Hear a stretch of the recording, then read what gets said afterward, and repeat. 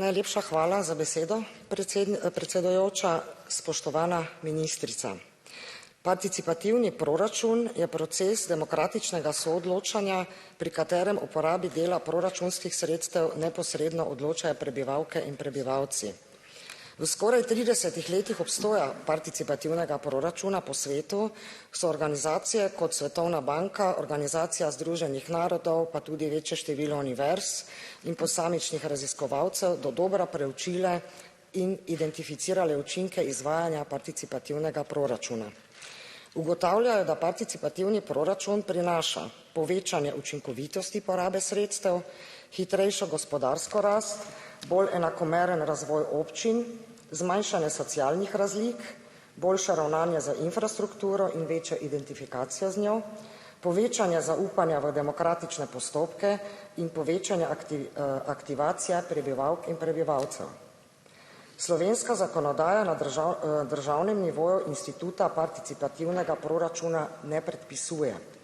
V skladu z zakonom o lokalni samoupravi je sprejemanje participativnega proračuna v pristojnosti občinskih svetov. Občinski statuti in poslovniki občinskih svetov pa lahko vsebujejo poglavja, ki dokaj podrobno urejajo postopke participativnega proračuna.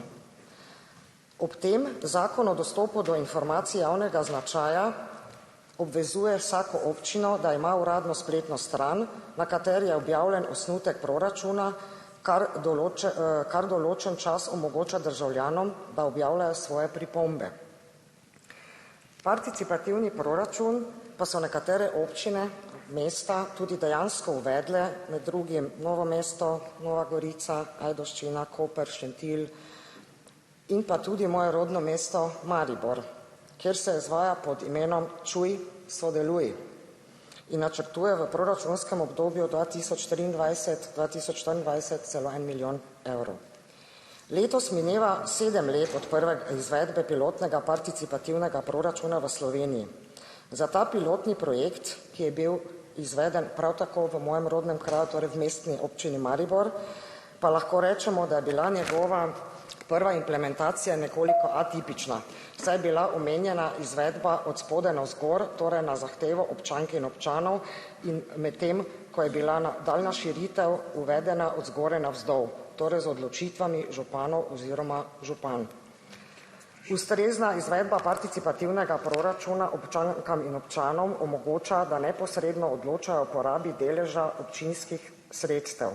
Uvedba participativnih mehanizmov prinaša pozitivne učinke za prebivalce, ki se tako počutijo opolnomočene in bolj povezane s svojo lokalno skupnostjo. Torej, moje vprašanje, ker moram zaključiti, zanima me, kakšne normativne in ali druge korake načrtuje vaše ministrstvo na področju spodbujanja večje implementacije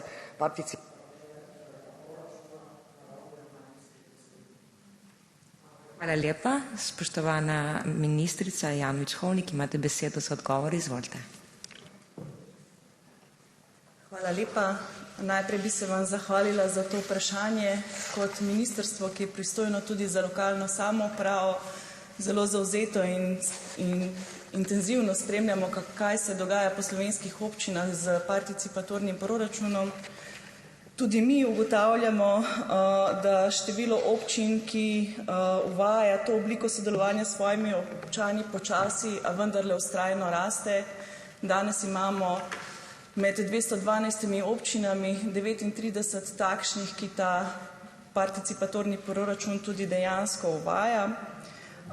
Nas to seveda veseli, da je temu tako, saj, kot ste sami lepo povedali, participatorni proračun ima kar nekaj pozitivnih učinkov, od tega, da v bistvu aktivno pritegne občane k odločanju o javnih zadevah, do v bistvu vseh teh razvojnih in ostalih momentov, ki ste jih lepo našteli in jih v bistvu že marsikatera mednarodna svetovna organizacija in tudi znanstvena sfera prepoznava in v svojih izsledkih o njih izdatno piše.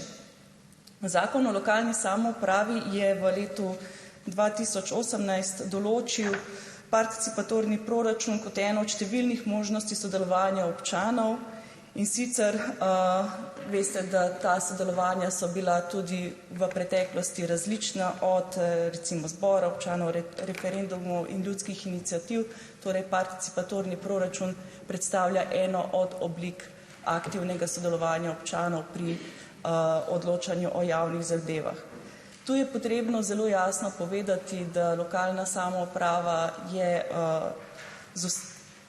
je samostojna in skladno z ustavno zasnovo slovenske lokalne samouprave so torej v bistvu občine samostojne pri svojem odločanju. Zato je zakonodajalec, ko se je ta normativna sprememba uvedla in pripravljala, torej tista iz 2018, določil odprto možnost, ki občinam omogoča, da med drugim izvedejo oziroma ima možnost participatornega proračuna. Torej, občine se same odločijo, ali bodo tovrstni participatorni proračun izvajale, določijo višino sredstev, ki jih namenijo, če jih namenijo za to, in tudi določijo sam način izvedbe, ki je prilagojen lokalnim okoliščinam in tudi v bistvu velikosti občine kot take.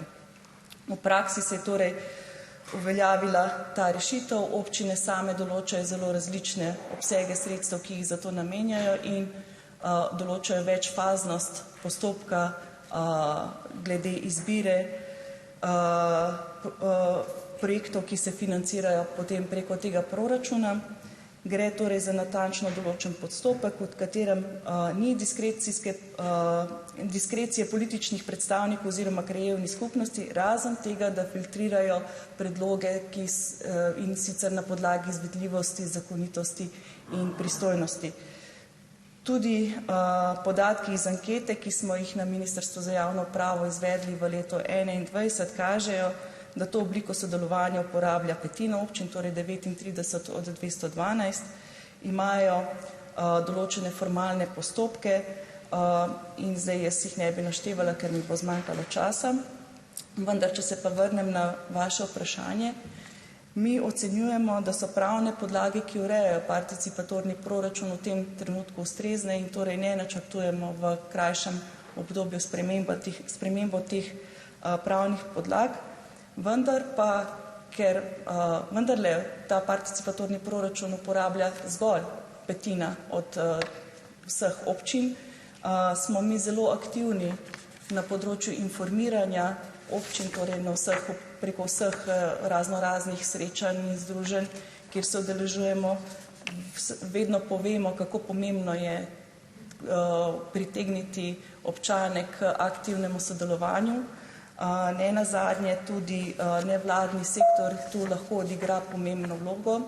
Na Ministrstvu za javno upravo prav s tem namenom konec tega meseca načrtujemo objavo javnega razpisa za krepitev aktivnih državljanskih pravic, kjer želimo prav na tem področju okrepiti sodelovanje nevladnih organizacij z lokalno samoupravo, ker ocenjujemo, da tu na tem področju je še kar nekaj prostora za izboljšave in pač eden od teh ukrepov, ki bi ga lahko financirali preko tega, je v bistvu sodelovanje občin z nevladnimi organizacijami, kjer bi se ta participacija občanov pri odločanju o financiranju projektov lahko samo še okrepila.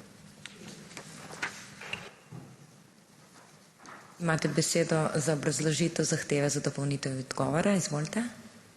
Se prej nisem uspela zahvaliti, bi se ministrice pač samo za ta odgovor res najlepša zahvalila. Hvala lepa.